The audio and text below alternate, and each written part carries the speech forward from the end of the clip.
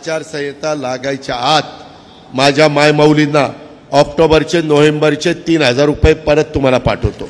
राज्यातील महिलांचं आर्थिक स्वातंत्र्य, त्यांचं आरोग्य आणि त्यांच्या पोषणामध्ये सुधार करण्यासाठी महाराष्ट्र शासनाने मुख्यमंत्री माझी लाडकी बहीण योजना 28 जून 2024 रोजी सुरू केली आणि या योजनेच्या अंतर्गत 21 ते 65 वयोगटातील महिलांना दर महिना 1500 रुपये त्यांच्या बँक अकाउंटमध्ये डीबीटी थ्रू वितरित केले जातात। आतापर्यंत 1,12,70,000 पेक्षा जास्त महिलांनी या योजनेसाठी अर्ज केला आहे आणि 1,06,75,000 महिलांना अनुक्रमे 3,000 रुपये आणि 4,500 रुपये म्हणजे दुसरा हप्ता आणि तिसरा हप्ता या ठिकाणी वितरित करण्यात आलेला आहे।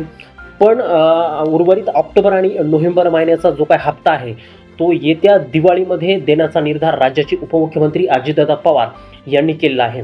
परळी येथे एका जनसन्मान यात्रेच्या निमित्तानं रोड शो आणि सभेचं या ठिकाणी आयोजन करण्यात आलं होतं आणि त्यामध्ये अजितदादांनी महिलांना भाऊबीजेला रिकाम्या हातानं पाठवणार नाही। आचारसंहिता लागायच्या आत माझ्या मायमाऊलींना ऑक्टोबरचे नोव्हेंबरचे 3000 रुपये परत तुम्हाला पाठवतो।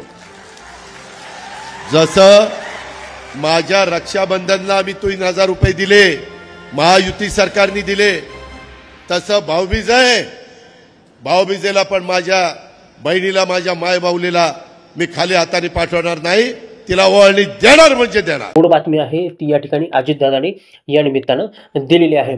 तर ज्या महिलांनी याच्यासाठी अर्ज केलेला आहे, ज्या महिलांचे या 2 महिन्यांचे जे काय हप्ते आहेत ते पेंडिंग असतील त्यांनी काळजी करायची काही गरज नाही।